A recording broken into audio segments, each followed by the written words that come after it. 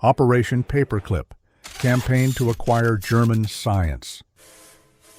A gentle spring wind drifts through the ruins of Germany in 1945, brushing softly against the abandoned walls of silent laboratories. Papers lie still on metal desks, lifting only slightly whenever the breeze slips through shattered windows. In the dim corridors, the slow, echoing footsteps of American soldiers fade into the quiet. Tonight, we return to these final days of the war, the moment when a hidden effort quietly began to reshape the modern world. This is Operation Paperclip, the Allied mission to gather the scientific minds of a fallen nation. In the early months of 1945, as winter loosened its grip on Europe, the vast struggle of the Second World War entered its final and most fragile phase. Across western Germany, small towns and industrial districts lay muted beneath a gray sky, their streets cracked, their buildings hollowed by years of conflict. The Allied armies pushed steadily eastward, their columns moving across the Rhineland with a sense of momentum not felt in years. Each passing week brought news of another breakthrough, another pocket of German resistance collapsing under the weight of overwhelming force. From the west, American, British, Canadian, and French troops crossed the borders of the Reich, advancing over rivers and through ruined cities that had once been centers of German industry. From the east, the Red Army approached Berlin with relentless pressure, driving the German High Command into desperate defensive maneuvers. Between these converging fronts, the German state, once confident in its scientific and industrial might, was now fracturing. Laboratories that had been filled with research teams and elaborate apparatus were abandoned or hurriedly emptied. Technical offices were left with maps and documents scattered across tables. Storehouses of experimental equipment stood silent, their doors broken open by the shifting tides of battle. Within this landscape of collapse lay one of the most advanced scientific and military research complexes the world had ever seen. The Third Reich, despite its brutality, had invested heavily in technology. Experimental aircraft, jet propulsion, rocket development, biological and medical research, advanced metallurgy, and early attempts to harness nuclear physics. Much of this work had been carried out at facilities scattered across the country, some well-known, others deliberately hidden in forests or dug into mountains. As the front lines closed in, these places risked being destroyed, looted, or falling into the hands of whichever army reached them first. For the Allies, observing the rapid decline of German defenses, it was increasingly clear that the end of the war would not simply close one chapter of history, but would open another. The post-war balance of power, whatever shape it might take, would depend heavily on the scientific knowledge emerging from the ruins of Germany. Nations already strained by years of war understood that research in rocketry, aeronautics, and other advanced fields could influence everything from national security to global influence. With the world entering a period of uncertainty, technology seemed destined to become the foundation of future power. In Washington, London, and Moscow, military and political leaders recognized another reality as well. Whoever secured the minds behind Germany's most advanced programs could accelerate their own technological development by years, perhaps decades. Nowhere was this more evident than in the reports reaching the United States about German rocket engineers, the same men responsible for the V-2 missile, the world's first long-range guided ballistic weapon. The V-2 had caused destruction in London, Antwerp, and other cities. But beyond the devastation was an undeniable fact. This technology represented a leap far ahead of anything the Allies possessed. American analysts understood that the team led by Wernher von Braun had achieved something extraordinary, and as the war drew closer to its conclusion, a quiet but urgent question grew within the U.S. military. What would happen if these scientists were captured by the Soviet Union? This concern was neither abstract nor exaggerated. The Soviet Union, advancing rapidly into eastern Germany, was positioned to seize many of the sites associated with rocket research, especially those near Nordhausen and the Harz Mountains. If the Soviets acquired not only the facilities but also the researchers themselves, they could gain a decisive advantage in the uncertain years ahead. Even before Berlin fell, it was becoming obvious that ideological tension was rising between the wartime allies. Competition, once subdued for the sake of defeating Germany, now sharpened into an undercurrent of rivalry. For American leaders, especially those within the Army Ordnance Corps, ensuring that German scientists did not end up in Soviet hands became a matter of strategic urgency. This growing worry formed the backdrop for the earliest phase of what would later be known as Operation Paperclip. The operation did not begin with a grand design, but emerged instead through a series of improvised efforts. Initially, the Americans launched Operation Overcast, a short-term program aimed at locating, interviewing, and temporarily detaining German technical personnel. Overcast was meant to be cautious and limited, its purpose simply to gather intelligence and evaluate the potential usefulness of certain specialists.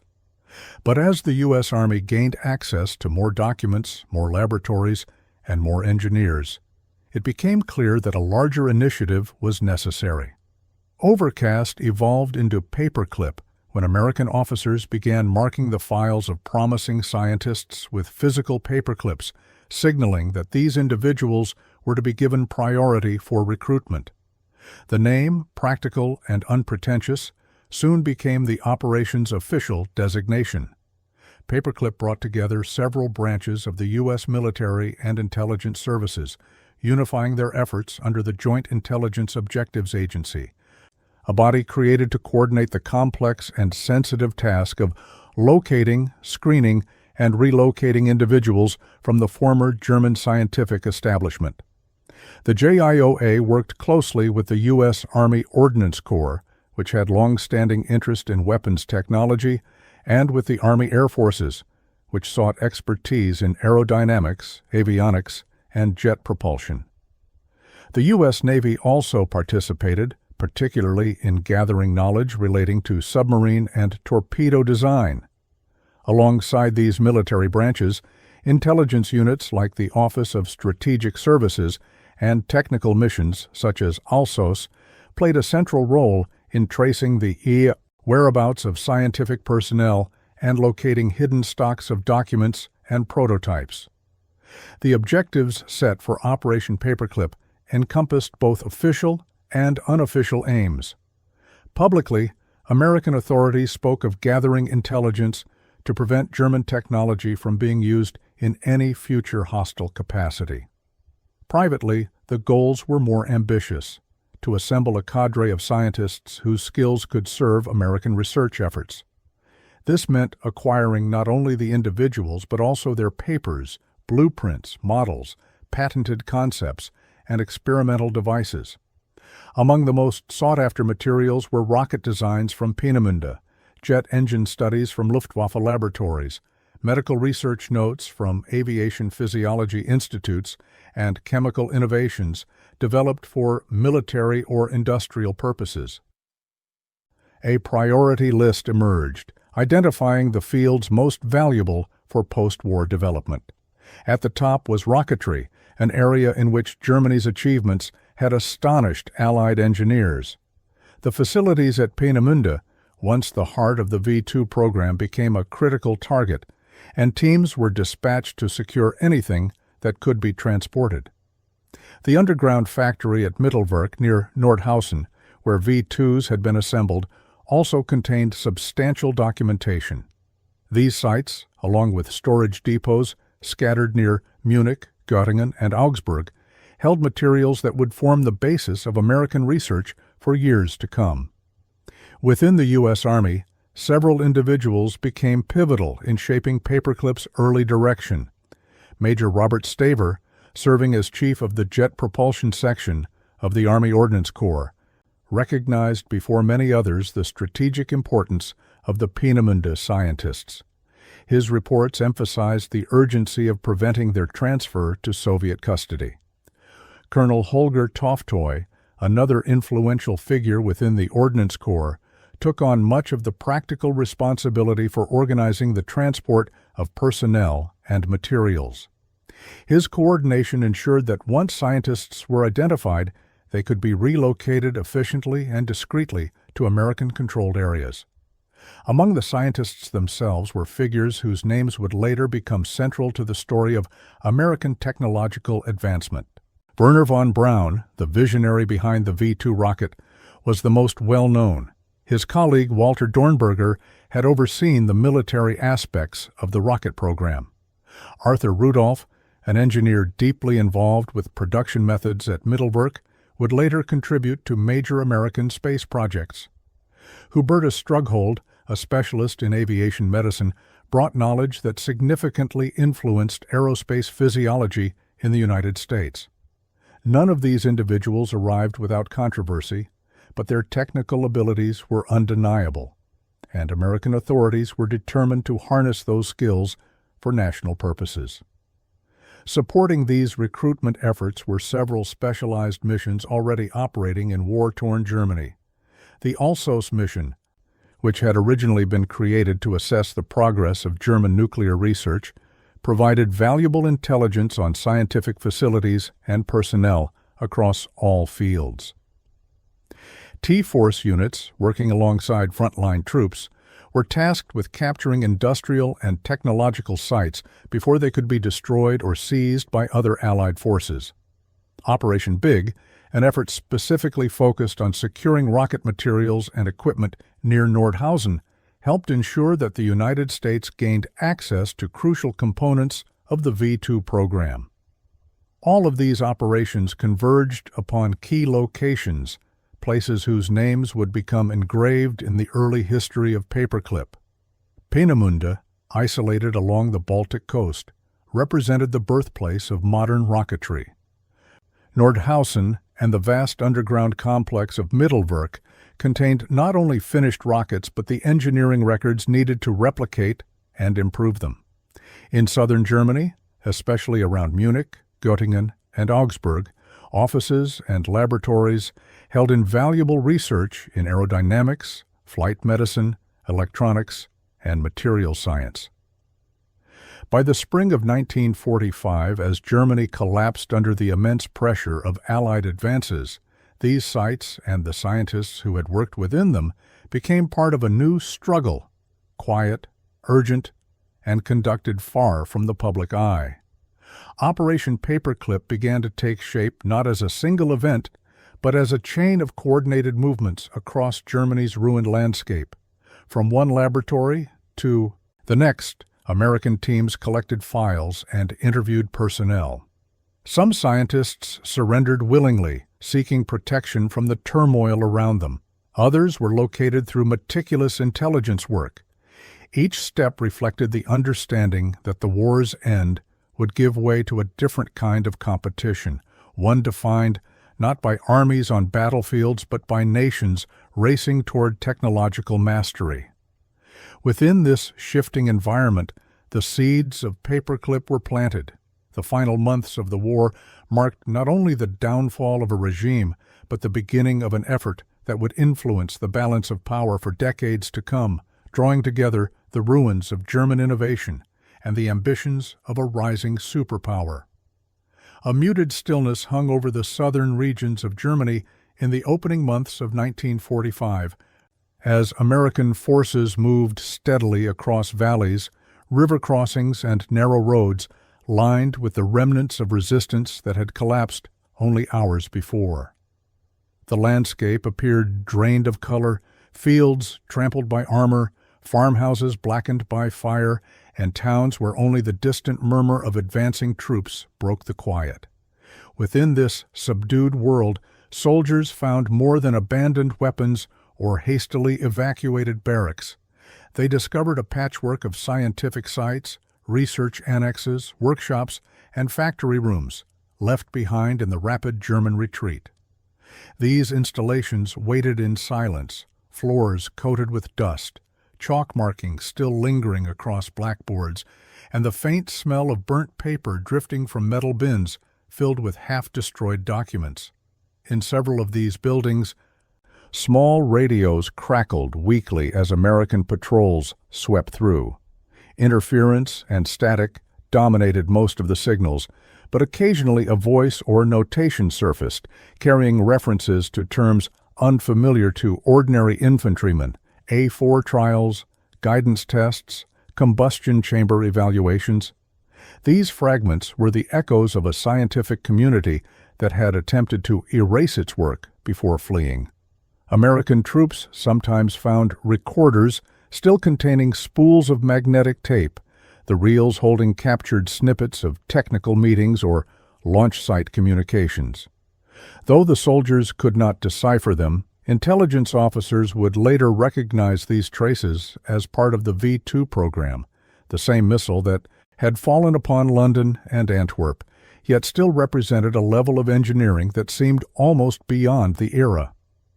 The laboratories themselves bore signs of hurried abandonment. Blueprints lay scattered across desks, some folded neatly as though prepared for transport, others torn or singed at the edges where flames had licked through them before dying from lack of fuel. Drafting tools rested in place, aligned with the precision of daily work interrupted only moments too soon. Shelves held chemical samples, aerodynamic models carved from wood or cast in aluminum, and notebooks filled with calculations that seemed both cryptic and tantalizing to the first Allied analysts who examined them. In one building, an entire wall of filing cabinets stood open, papers missing in some drawers and overflowing in others, as if an unseen hand had raced to decide what to save and what to destroy. Word of these discoveries spread quickly through the networks of American intelligence, prompting a shift in priorities. While the frontline forces continued pushing toward the heart of Germany, specialized units such as T-Force received new orders directing them to industrial and research locations ahead of conventional troops. The mission of these teams was straightforward but critical: secure technological assets before they could be eliminated, dispersed, or captured by another Allied nation. The ALSO's mission, originally focused on assessing German progress in nuclear physics, expanded its scope as it became clear that the breadth of German research extended far beyond one field.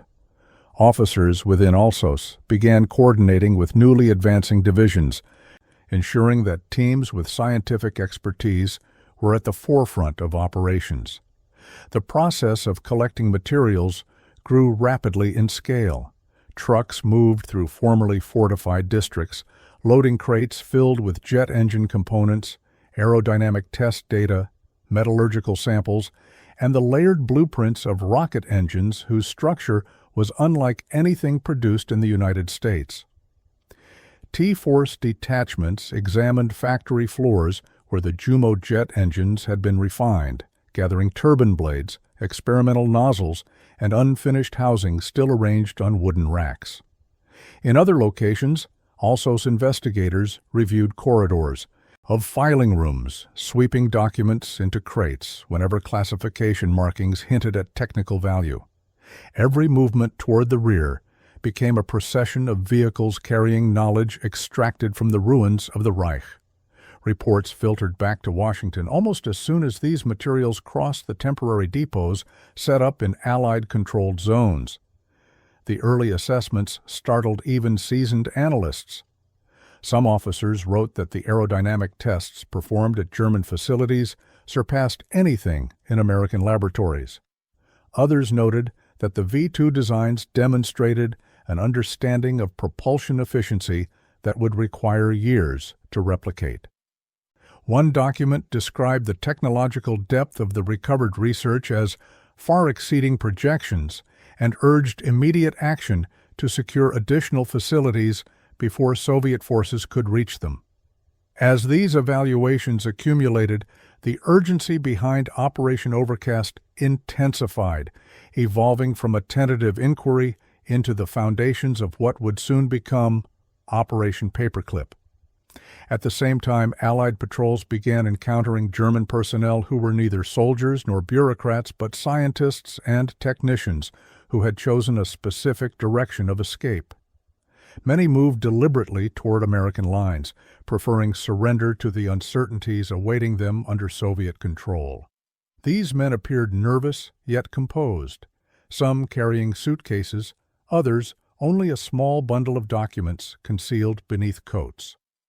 Their arrival prompted a new phase in the intelligence effort, one centered not only on capturing facilities, but on assessing the individuals who had shaped them.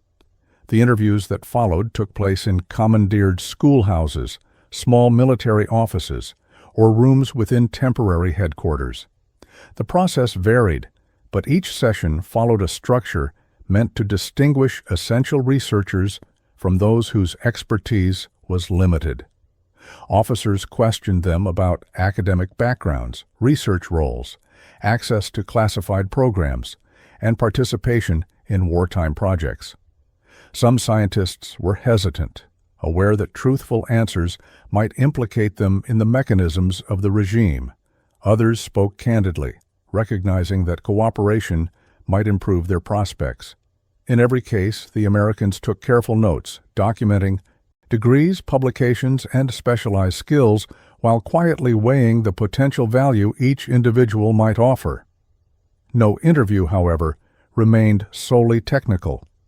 The American officers pressed each scientist regarding military rank and affiliation, attempting to determine the extent to which they had cooperated with SS oversight or participated in work conducted at Mittelwerk, where forced laborers had suffered under fatal conditions. These questions introduced a moral dimension into an already complex process. Some scientists admitted their positions plainly, some insisted upon ignorance. Others deflected responsibility to superiors. The task for the interrogators was not simple judgment, but an evaluation of how such histories might intersect with the emerging needs of American research. Intelligence summaries circulated internally within the Joint Intelligence Objectives Agency, reflecting the delicate balance between ethical concerns and national priorities. One report described a group of rocket experts as possessing knowledge of high strategic value, the reuse of which is strongly recommended, while noting that their wartime associations required careful review. Another memorandum examined the Peenemünde engineers in particular, acknowledging both their achievements and the involvement of military authorities whose directives had shaped the program. These evaluations sought accuracy, yet they also revealed a shifting mindset, the growing belief that technological potential could not be ignored even when accompanied by troubling associations. As American teams pressed further into the central German regions, additional scientists emerged from hiding or from temporary shelters where they had waited for news of the front. Some carried maps indicating the locations of documents they had hidden to prevent destruction. Others offered guidance to facilities that intelligence officers had not yet discovered. Their motives varied: fear, pragmatism, or the hope of continuing their work in a world transformed by war, but their presence ensured that Operation Overcast moved quickly beyond the mere collection of paper. Every new arrival brought knowledge that could illuminate gaps left by destroyed files or abandoned laboratories. In these early encounters, the future contours of Operation Paperclip took shape. The scientific landscape of Germany, once fragmented across dozens of locations and hundreds of research teams, now appeared to the Americans as a vast but decipherable structure. Laboratories lay open to inspection, documents accumulated into archives awaiting translation, and the individuals who had created these technologies stood ready, some reluctantly, some eagerly, to explain the ideas behind the devices found scattered across their collapsed nation. What began as the search for intelligence had slowly become the search for expertise, and as the war edged closer to its end, the outline of what would follow took on clearer form. Through each step, the sensory quiet of occupied Germany shaped the atmosphere of these operations. The hallways of laboratories echoed faintly under new footsteps, drawers opened with soft metallic sounds, and the turning of pages became one of the most common noises in buildings once filled with the hum of machines. Outside, the subdued air carried occasional gusts that stirred loose documents into trembling motion. Inside, American officers sat at long tables with lamps casting pale circles of light across stacks of notes, their shadows dancing irregularly whenever the bulbs flickered from unstable power. The work was methodical, cautious, and deeply aware that every sheet of paper might contain ideas capable of reshaping the post-war world. By the time the first phase of Overcast began to crystallize into a more ambitious plan, the Americans had already assembled an intricate picture of German scientific capacity. They understood its depth, its contradictions, and its potential to propel technological development in the years ahead. Nothing about the process felt hurried. Instead, it unfolded with the slow inevitability of a tide moving toward the shore. The discoveries of early 1945, scattered through abandoned laboratories and whispered in the first interviews with German researchers, formed the opening movement of a story that would continue long after the war ended, one in which knowledge, more than territory, became the prize sought across the quiet landscapes of a defeated nation. As American troops continued to move across central Germany, the picture that had begun to form from scattered laboratories and cautious interviews gradually pointed toward a single crucial group whose expertise could not be replaced. The rocket engineers of Peenemünde, once working on the Baltic coast under the strict oversight of the German Army and later the SS, were now scattered across Bavaria and Württemberg, displaced by the collapse of the front and the destruction of their facilities. Among them, Werner von Braun and a core group of more than 100 key engineers, representing the larger Peenemünde workforce of around 500 personnel. Their journey south had been hurried, shaped by a sense of inevitability. They understood that the war was lost and that remaining in territories soon to be occupied by the Red Army could bring severe consequences both for their safety and for the continuation of their work. The region where they gathered was quiet, the air carrying the faint scent of pine forests and late winter frost. Small villages nestled between hills offered temporary shelter, but the engineers knew they were living in borrowed time. Rumors circulated about Soviet search teams advancing into areas once connected to the V2 program. Stories spread of interrogations, confiscations, and disappearances. Faced with these fears, von Braun and his associates chose to approach the Americans as the force most likely to treat them as technical assets, rather than political prisoners. It was a pragmatic calculation, one shaped by the inexorable shift in power and the prospect of using their knowledge to begin anew on different soil. Before surrendering, the Peenemünde group ensured that their most valuable documents were not left to chance. Over the preceding weeks, they had packed thousands of pages of V2 blueprints into wooden crates, concealing them in tunnels, shallow pits, and makeshift underground chambers beneath barns and storage buildings. Some crates were hidden behind false walls, others were buried beneath layers of straw or earth. These caches were marked only in private notebooks or recalled through the memories of those who had helped conceal them. When American forces entered the region, the engineers presented themselves with a mixture of relief and reserve, explaining the locations of their concealed archives in exchange for protection and consideration. American intelligence teams arrived promptly, guided by hand-drawn maps and verbal descriptions from the scientists.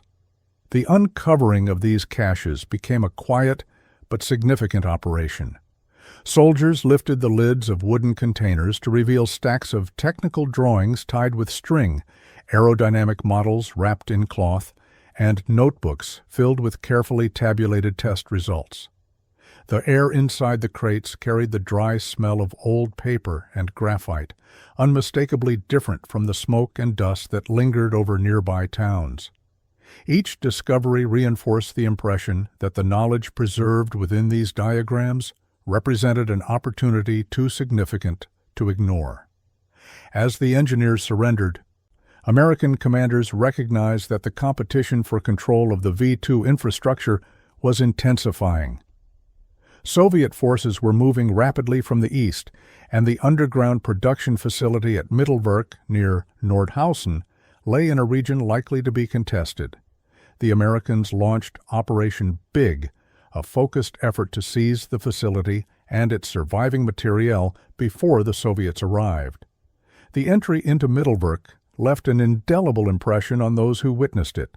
Long tunnels reinforced by concrete, machinery arranged in dim corridors, unfinished rockets lying in sections along the walls, and the eerie silence of a site once operated by forced labor under harsh and often fatal conditions. Although Mittelwerk contained fewer intact documents than Peenemünde, it still held enough components and partial records to contribute substantially to the Americans' growing archive. With the combined materials from these efforts, Operation Overcast evolved, shifting from the retrieval of documents to the relocation of people. The first group selected for transfer to the United States consisted of 104 specialists, mostly from the Peenemünde rocket program, marking the beginning of a broader recruitment effort that would later expand far beyond this initial contingent. They departed quietly, often without a clear understanding of where they would be housed or how long they would remain abroad. Yet for many, the departure felt like a hesitant passage into stability after months of uncertainty.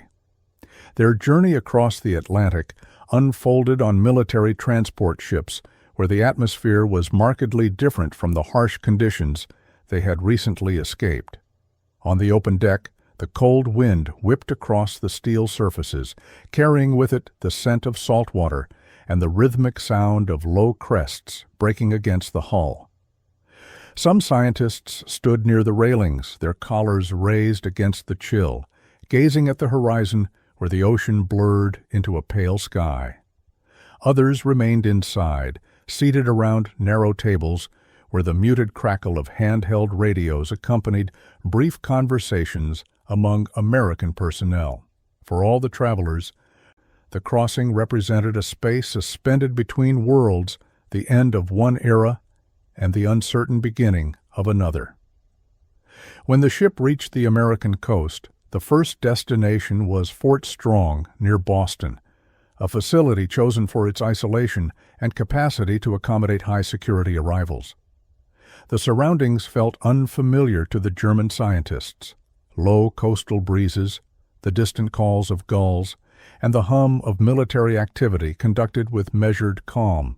From there, the group was dispersed to different research centers where their skills could be evaluated and applied. Some were sent to Wright Field in Ohio, a hub for the Army Air Forces and a focal point for studies in jet propulsion, aerodynamics, and aircraft testing. Others, particularly those associated with rocketry, traveled to the White Sands Proving Ground in New Mexico, where the wide desert expanses provided ideal conditions for experimental launches. The early days at these facilities were governed by strict oversight. The scientists lived in controlled areas, their movements monitored, their communications supervised, and their activities framed by military schedules. The Americans, aware of the sensitivity surrounding the program, sought to balance the need for security with the practical requirements of research. Many of the scientists adhered to the restrictions without protest, understanding that cooperation offered the clearest path forward. Their workspaces filled slowly with documents from Germany, translation notes, and newly purchased drafting materials. At White Sands, the engineers entered an environment unlike anything they had known before. Instead of the Baltic coast or underground tunnels, they now worked under a sky of immense openness, where the sun cast long shadows across stretches of sand, and the air carried a faint warmth even in the early morning. Rockets stood on test stands, surrounded by desert plains, their metallic surfaces reflecting the changing colors of the day. The engineers examined the V-2 sections transported from Europe, methodically reassembling components that had once been produced under wartime pressures. This reconstruction required patience and meticulous attention. Each wiring harness traced, each fuel line inspected, each structural plate aligned with original tolerances. The first test launches drew small gatherings of military personnel and scientists who watched from observation bunkers or distant ridgelines. The ignition of the engines sent vibrations through the desert floor, followed by a roar that echoed across the expanse. Dust whipped into swirling patterns, and the trail of the ascending rocket carved a brief, brilliant line into the sky. These tests served not only to refine American understanding of German engineering, but to transform that knowledge into something new. Reports written after each launch traveled to Washington, where officials tracked the progress with keen interest. Meanwhile, at Wright Field, other scientists focused on aerodynamics and aircraft technology. They reviewed wind tunnel data collected under the Luftwaffe, analyzed jet engine schematics, and advised on potential improvements to existing American designs. Their contributions fed into the broader effort to enhance aircraft performance as jet propulsion became central to modern aviation.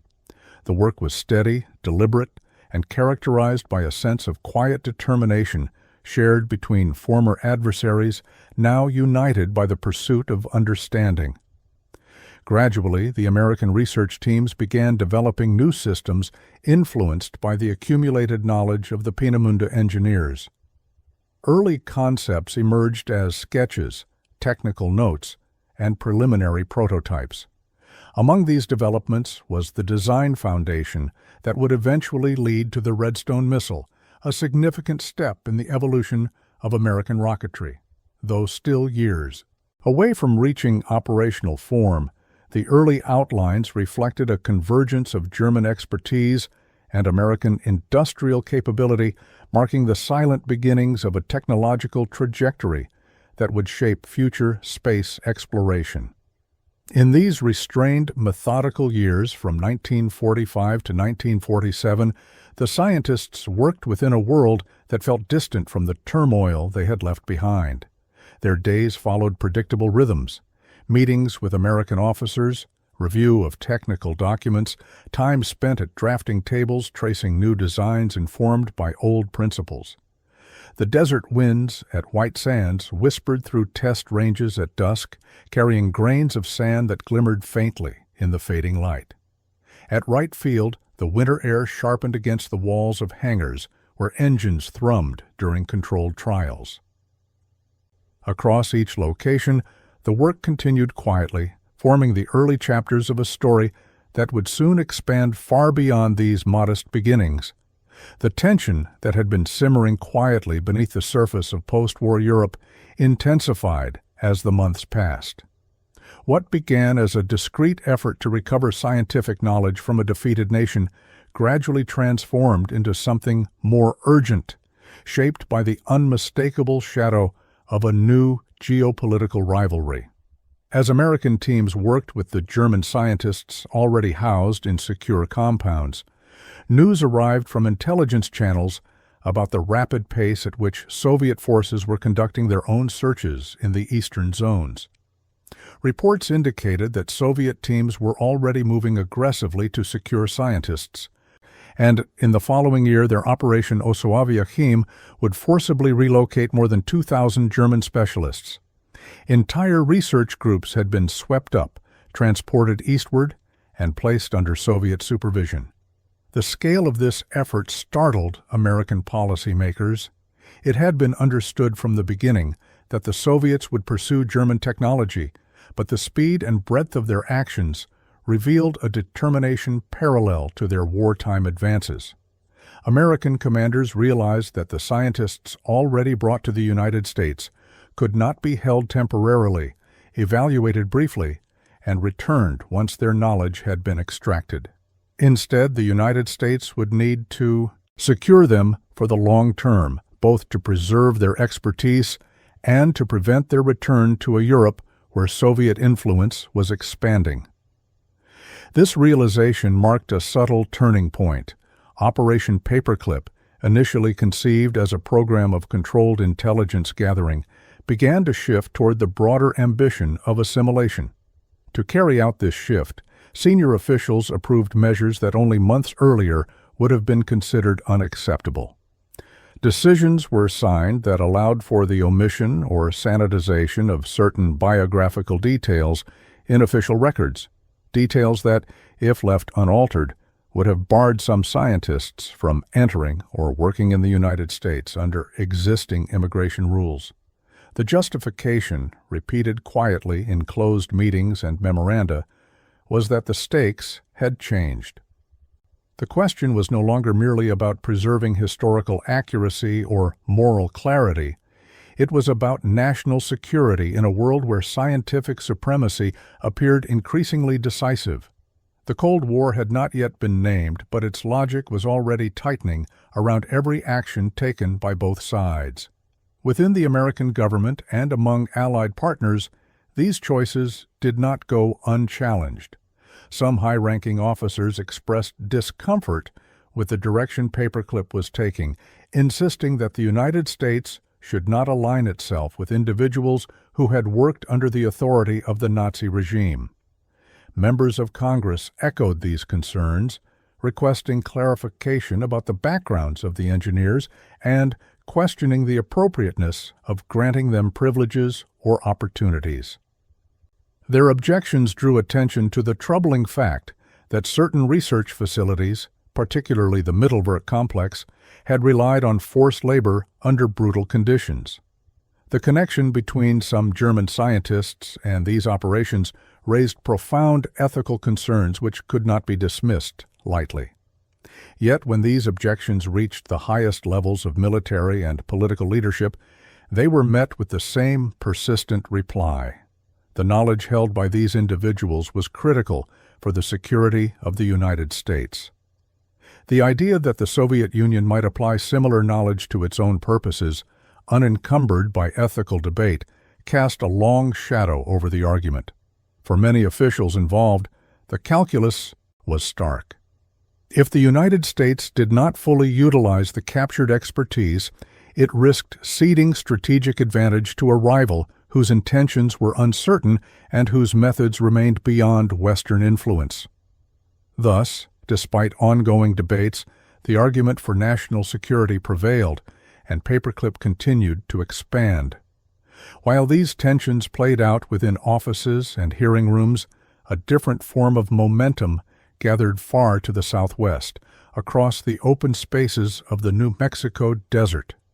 At White Sands, the work of reassembling the V-2 rockets transported from Germany had advanced steadily under the watchful eyes of engineers and military officers. The launches that followed became defining moments for everyone involved. The desert air was crisp on early mornings when preparations began, technicians moving deliberately around the test stands as the sun cast long streaks of gold across the sand. When the engines ignited, a thunderous roar rolled outward, scattering dust and echoing off distant ridges. The rockets climbed swiftly into the broad sky, leaving behind a luminous trail that slowly dissolved into the atmosphere. Each successful launch strengthened the conviction of American leaders that the scientists they had brought across the ocean were indispensable. The tests revealed not only the operational potential of the V-2, but the deeper engineering principles embedded within its design, principles that pointed toward an era of long-range missiles and spaceflight. Von Braun and his core team, working from their secured accommodation and escorted facilities, prepared diagrams and proposals showing how the technology could be expanded, improved, and transformed. Their presentations outlined stages of propulsion, guidance systems, and high-altitude capabilities that reached beyond the boundaries of wartime development. It was during these months that the perception of Paperclip shifted decisively. The operation ceased to be purely investigative and became instead a foundational effort to integrate German expertise into the American technological future. Yet even as these advances unfolded, reminders of what had not been secured lingered at the edges of the program. The Soviets had succeeded in capturing several high-value specialists in eastern Germany, including engineers and technical managers who had worked within the Nordhausen complex or contributed to programs parallel to Peenemünde. Their capture meant that Soviet research teams gained access to elements of the V2 infrastructure and to personnel capable of guiding reconstruction efforts.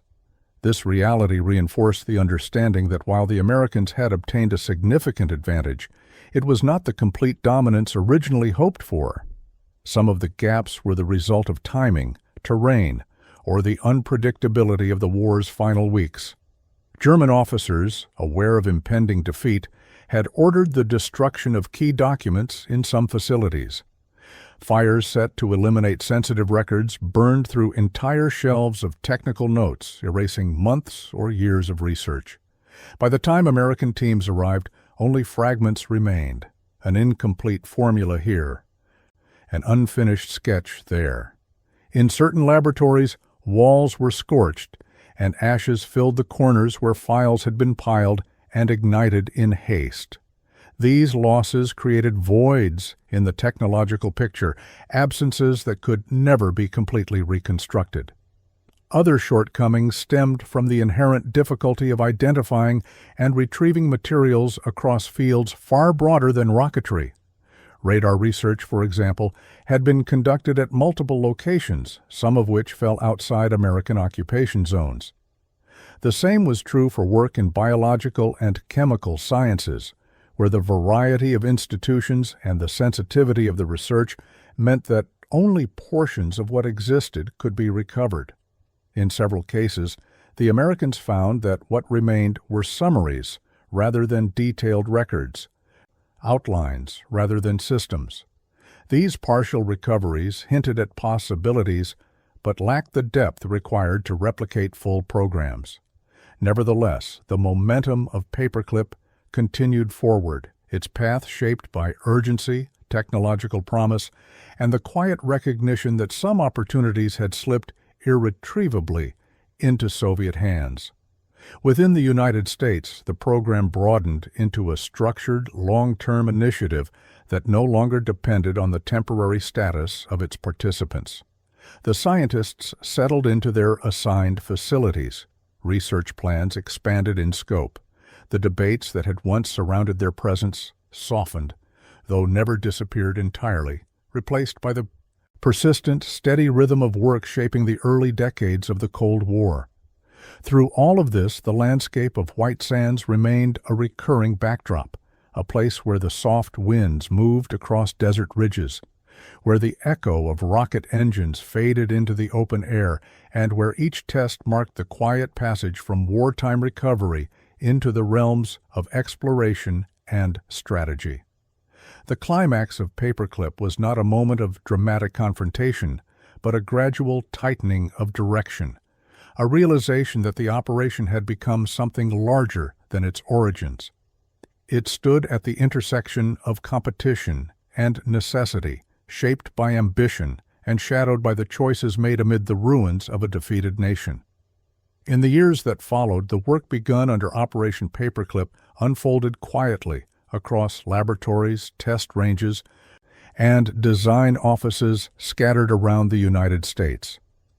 The wartime urgency that had defined the operation gradually softened into a long-term commitment to scientific development, yet its impact only grew clearer with time. Within this evolving landscape, some of the former Peenemünde engineers began to assume roles that shaped the direction of American technology for decades to come. Wernher von Braun emerged as a central figure, first guiding the development of ballistic missile systems and later serving as one of the principal architects of the Saturn V rocket. His team's skills, once applied to a weapon of war, now helped design the vehicle that would carry astronauts beyond Earth's atmosphere and toward the Moon. Arthur Rudolph, who had worked under von Braun in Germany, became technical director of the Saturn V program, overseeing complex stages of construction and integration. Their work, along with that of many others, formed the backbone of the American space effort during the 1950s and 1960s. Yet the influence of Paperclip extended far beyond rocketry alone. Across American research institutions, knowledge imported from wartime Germany contributed to new developments in aeronautics, particularly in the field of jet propulsion. Engineers analyzed data gathered from years of Luftwaffe testing, applying these findings to the emerging generation of American aircraft. In parallel, early studies in aerospace medicine, an area pursued by several German researchers, provided insights into human endurance, high-altitude physiology, and the stresses of space travel. These contributions, quietly integrated into broader research programs, offered the United States a foundation for understanding the demands of flight in extreme environments. At the same time, the long-term missile systems developed during the first phase of the Cold War drew from concepts explored at Peenemünde, shaping the evolution of medium and long-range ballistic weapons. Though transformed by American industry and policy, the technical lineage remained evident in the underlying principles. All these achievements fed into a broader shift within the geopolitical landscape. As the Cold War developed into a contest defined by technological competition, the United States began to outpace the Soviet Union in areas connected to spaceflight and missile design. While the Soviets achieved early milestones, most notably the launch of Sputnik and the first human in space, America's rapid progress during the 1960s narrowed the gap. Much of the infrastructure that allowed the United States to accelerate so quickly had its roots in Paperclip. The program provided not only personnel, but also critical knowledge that shortened development timelines and prevented years of duplicated research. By the end of the decade, the establishment of NASA and the Apollo missions embodied a technological confidence shaped in part by the work of those brought to the country under Paperclip's authority. Despite these accomplishments, the legacy of the program carried deep and lasting controversy. The decision to overlook or obscure elements of certain scientists' wartime affiliations, particularly those with formal ties to the SS or to facilities that used forced labor, created ethical questions that did not fade with time. In the 1970s and 1980s, the U.S. Department of Justice conducted investigations into the activities of some Paperclip participants, examining their wartime roles with renewed scrutiny. These inquiries highlighted the complex moral terrain on which the program had been built. Critics argued that national security concerns had been used to justify the protection of individuals who should have faced stricter accountability. Supporters countered that the program had contributed to global stability by strengthening American technological capacity during a dangerous period.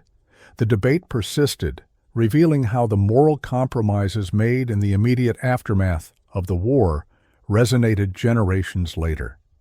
This tension between achievement and ethical ambiguity has shaped much of the historical reflection surrounding Operation Paperclip.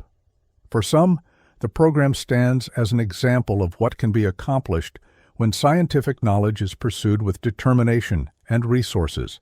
For others, it is a cautionary tale about the risks of allowing strategic necessity to overshadow moral responsibility.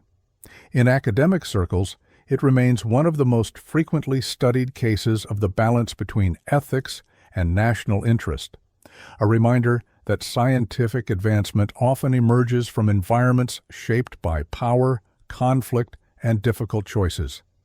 Yet despite the ongoing debate, the influence of Paperclip on modern technology is undeniable. Many of the systems developed during the post-war decades, spacecraft, jet engines, missile platforms, and medical research protocols, carry within them the marks of ideas first formed in laboratories across wartime Germany. These ideas, reshaped and expanded within American institutions, became part of the technological fabric of the late 20th century. They contributed to the shaping of military strategy, civilian space exploration, and the broader scientific landscape that defined the Cold War era. In the quiet moments of reflection, the legacy of Paperclip reveals more than its controversies or accomplishments alone. It illustrates the decisive role that knowledge plays in times of geopolitical uncertainty and the extent to which nations will go to secure the expertise they believe necessary for survival.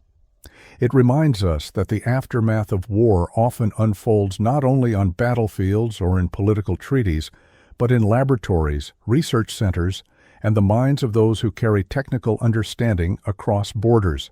And it shows that the pursuit of scientific progress, though capable of extraordinary achievements, is inseparable from the moral questions that accompany it. A gentle wind moves across the wide sands of the New Mexico desert, brushing softly against the old launch pads where Germany's V-2 rockets once rose again, this time beneath an American sky.